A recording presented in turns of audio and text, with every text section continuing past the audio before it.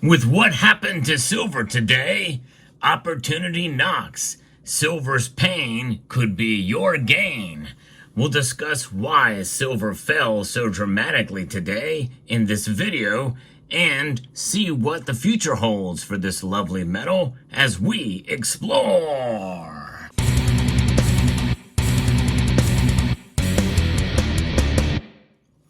I have a gold coin in here too because gold was not immune from the crushing of the prices today.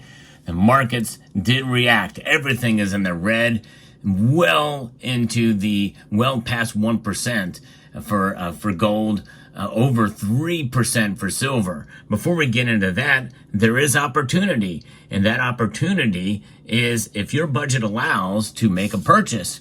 When the prices go like this and move dramatically to the downside, you can take advantage of deals that are out there and do your own due diligence and research. But Summit Metals is a sponsor of this channel, and they have some competitive pricing. And I'm hearing from some of you who have actually ordered from Summit Metals and have been very pleased with your orders and the service that they provide. So check out summitmetals.com, or you can scan the QR code on this device here.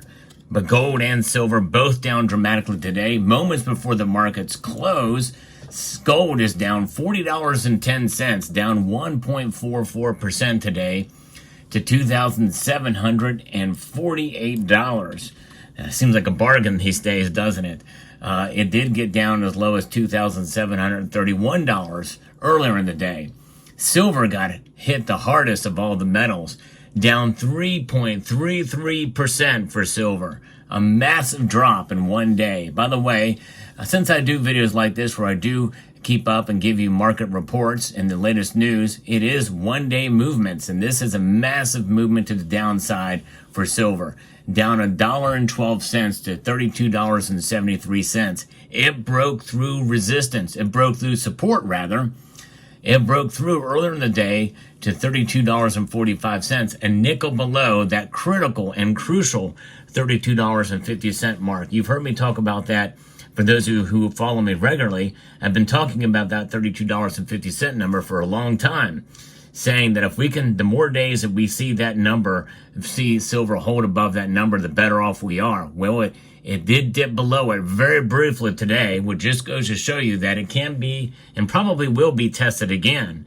But do not lose hope. Do not lose heart, because silver is still up so far this year and at a pretty good clip. So I think that's remarkable. Now, platinum and palladium both fell dramatically as well today. Platinum is barely hanging on to $1,000. And I think that's a bargain for buying platinum as well. Palladium is down $25 today, down 2.2% to $1,146. But really, gold and silver are the mainstay. That's what we watch the most. And silver, especially, getting hit the hardest. This is an opportunity. Could there be more pain ahead? Yes, there could. I am still overall, though, bullish on silver, and I do think that likely before the end of the year, we very well could see it reach my second goal for this year. It's already surpassed my first one of $28, but I think we're going to still see $35 before the year is done. I don't know how long it'll stay up there, but I think it's going to touch it at least. But in the meantime, what's going on here with the prices? Well, bond yields is one thing. Market Watch is reporting about that. Gold prices falling. The precious metals modest monthly gain is rooted in a classic story with global uncertainty spikes. Investors still turn to safe havens, and gold's got the pull, and there's still enough uncertainty for a little gold glitter.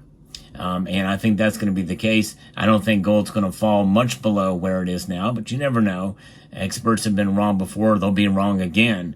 And more on that on a later video. But essentially, what we're seeing now is gold's prices drop. That's the headline. The biggest daily drop since July. Now, that's a pretty big deal. That means that metal prices are not immune from what's going on out there. Bond yields being one aspect of it. But mining.com is reporting that since gold has touched the new high, it's fallen dramatically, heavily, as some investors took booked profits after the metal's latest record-setting rally. And by the way, I will make note of that gold did reach $2,790.90. I think that is a new high. That's $9.10 away from $2,800 an ounce. And meanwhile, U.S. gold futures declined 1.8% to $2,752 per ounce, having crossed the $2,800 mark during the trading sessions. Still, gold remains on pace for a fourth straight monthly gain, highlighting its ascent in 2024 and status as one of the best performing commodities of the year so far. Not a lot to balk at there. Silver has done even better.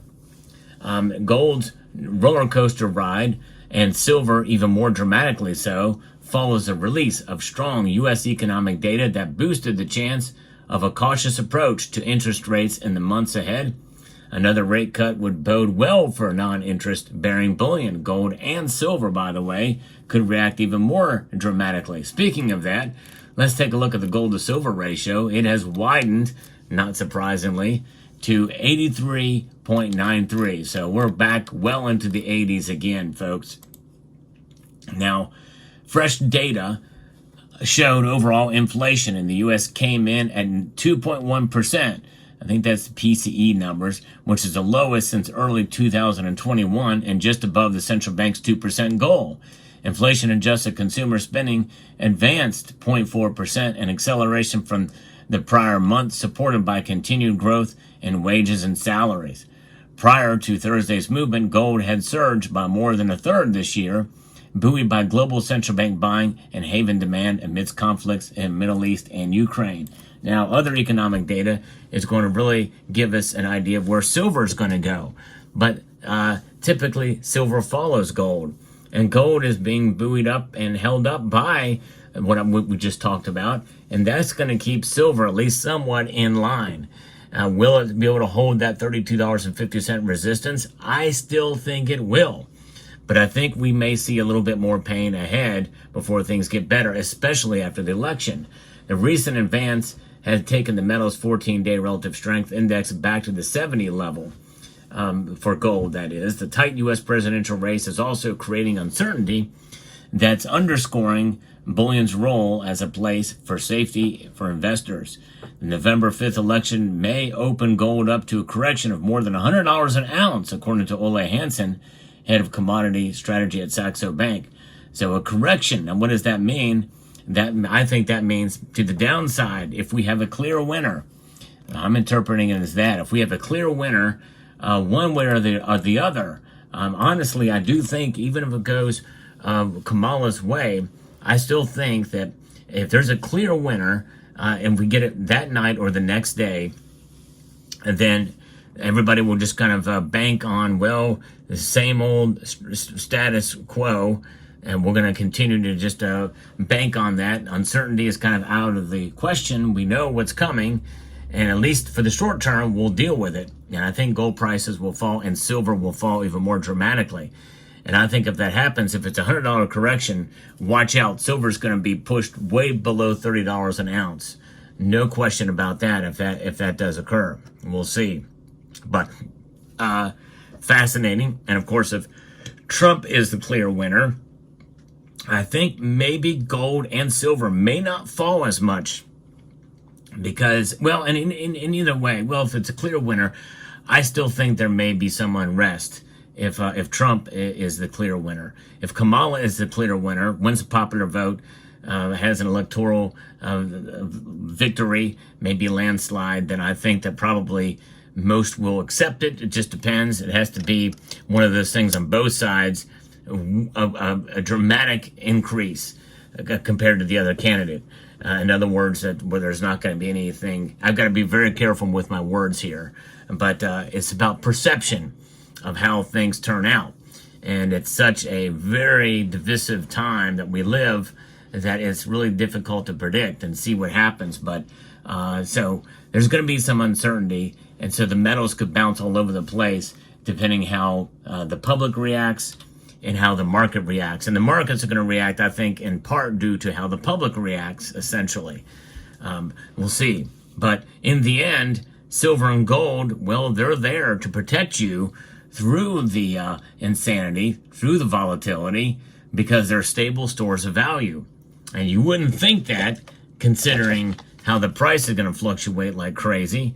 But price is only one measure of value. In fact, I think really value is very different than price when it's all said and done. We measure our wealth in ounces, maybe not so much by dollars, which is why it's always good to have precious metals on hand to fight against the insanity that's going on in our world and our government here today, here domestically, and even around the world. And we'll see how it pans out. But there's your market report. You know, what I like to do on this channel is bring you the latest news in the world of precious metals. And so if you enjoy what I do here, find it informative and insightful, I hope you will consider pressing that like button down below and subscribe to the channel as well, because I do post daily videos. And I appreciate everybody who does do that. I'm trying to grow the channel, and I appreciate everybody watching and spending your time here. So with that, I'd like to extend a multitude of gratitude to each and every one of you for taking the time to watch, and to encourage you to please rate, share, comment, and subscribe.